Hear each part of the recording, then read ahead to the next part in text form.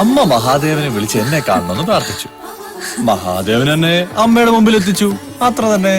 എന്നാലും എന്റെ മോനെ, എന്തൊരു വരവാണിത്, ഒന്നറിയിക്കാമായിരുന്നില്ലേ? ഒന്നുമില്ല അമ്മേ, ഒരു സസ്പെൻസ് ആയിക്കോട്ടെ എന്ന് കരുതി. എന്റെ പെരുങ്ങോട്ടുകാരെ അപ്പ, ഇതാര്? എന്റെ ഉണ്ണിത്തമ്പുരാനോ? അതേ കല്യാണി അമ്മേ, വാഴും കോവിലിടത്തെ ഉണ്ണിത്തമ്പുരാനെന്ന സാക്ഷാത് ശ്രീകുട്ടൻ തമ്പുരാൻ.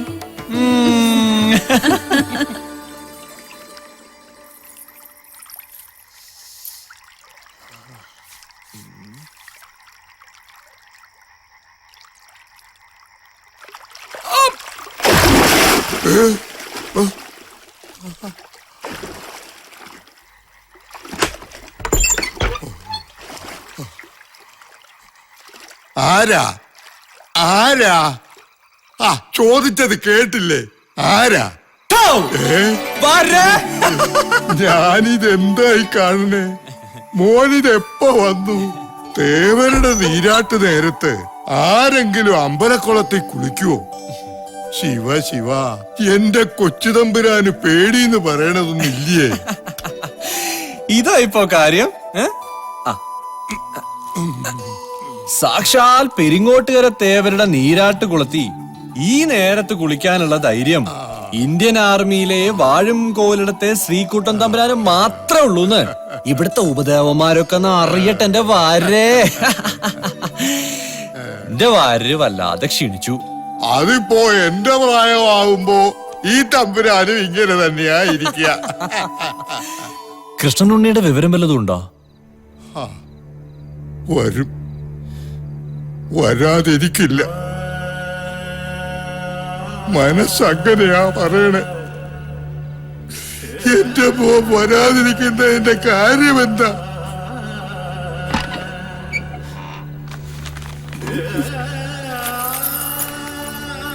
കൊച്ചുതമ്പുരാൻ ഇത് കണ്ടോ? എന്റെ മോൻ വരുമ്പോ കഴുത്തിലിടാൻ വേണ്ടി പണിയിച്ചതായി മാല, കയ്യിലൊരു വാച്ച് കെട്ടിട്ട് എന്റെ കൊച്ചുതമ്പുരാനെ പോലെ തേവർ കിടക്കാൻ വിട്ടി പാടുമ്പോൾ ഒന്നേ പ്രാർത്ഥനയുള്ളൂ, എന്റെ ഉണ്ണിയെ എത്തിക്കണേന്ന്. ഇന്നാള് ഹരിദ്വാറിൽ വെച്ച് രാമനുണ്ണി അവനെ കണ്ടു എന്ന് പറഞ്ഞു. പിന്നെ കേട്ടു ഋഷികേശിലുണ്ടെന്ന്. നട തുറക്കുമ്പോഴും അടയ്ക്കുമ്പോഴും തേവരോട് ഈ വാര് പറയും, എന്റെ മോന്റെ കൈകൊണ്ട് ഈ വയസ്സന്റെ അതിഥിവച്ചനം ചെയ്യണമല്ല, അല്ലാതെ എന്റെ കൈകൊണ്ട്. 10ാം വയസ്സിൽ പോയതാ, വർഷം 18ആയി. മനസ്സു നൊന്തു പിടയ്ക്കുക. വരുമെന്ന് പറഞ്ഞ് കാത്തിരിക്കാന്ന് വെച്ചാ വല്ലാത്തൊരു ഭ്രാന്ത് തന്നെയാ. എന്താ ഇത്? കരയാനാണോ എന്നെ ഈ ചായപ്പിനകത്തേക്ക് കൂട്ടിക്കൊണ്ടുവന്നത്?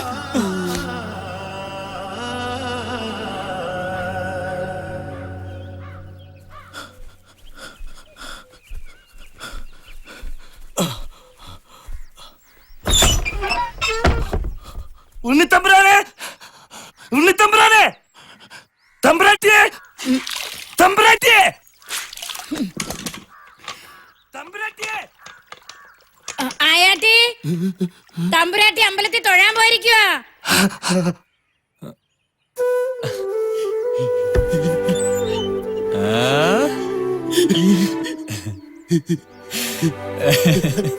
അല്ല, ഇതാരാ? ആയാട്ടിയോ? എന്താ രാവിലെ ഒരു കള്ളച്ചിരിയായിട്ട്? വെളുപ്പിന് കട്ടൻ ചായ കുടിക്കാൻ പോയപ്പോ രാമനുണ്ണിയാ പറഞ്ഞത് ഉണ്ണിത്തമ്പുരാൻ വന്നിട്ടുണ്ടെന്ന്. അപ്പൊ നാട്ടില് പാട്ടായി, ഈ പട്ടാളക്കാരൻ തമ്പുരാൻ എഴുന്നള്ളിരിക്കുന്നു അല്ലേ? ആയാട്ടി, ഗായത്രി പെണ്ണിനെ കണ്ടോ?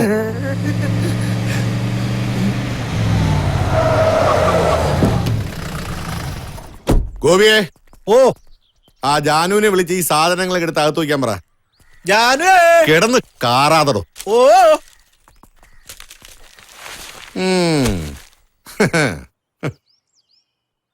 അമ്മ ക്ഷേത്രത്തിലേക്ക് പോകുന്ന കണ്ടു.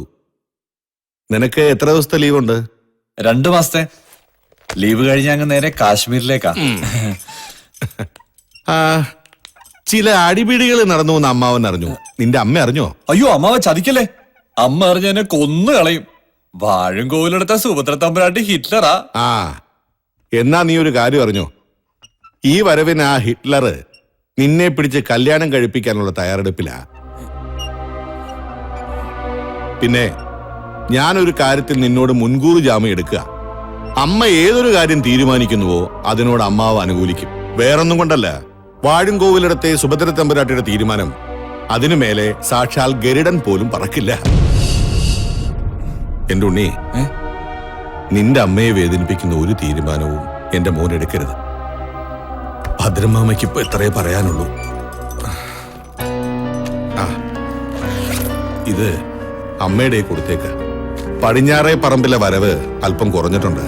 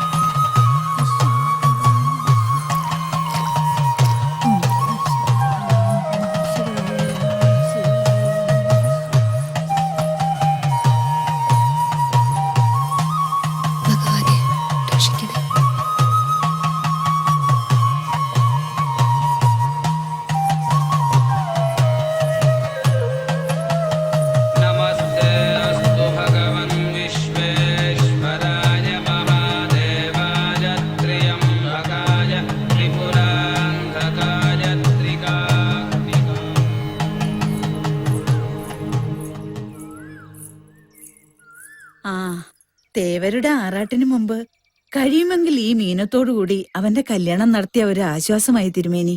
കഷ്ടിച്ചു കിട്ടുന്ന ലീവൊക്കെ ഉള്ളൂ.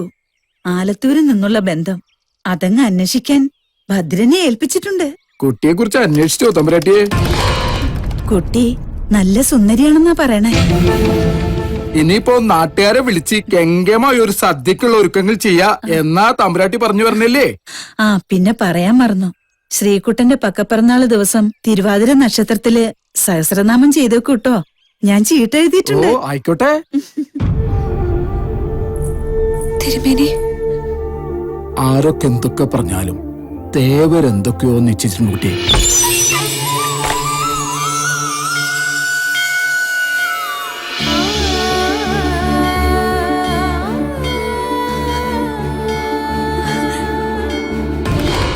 ശ്രീ ചന്ദനത്തെന്നലായി നെറ്റിമേലിറ്റിടും.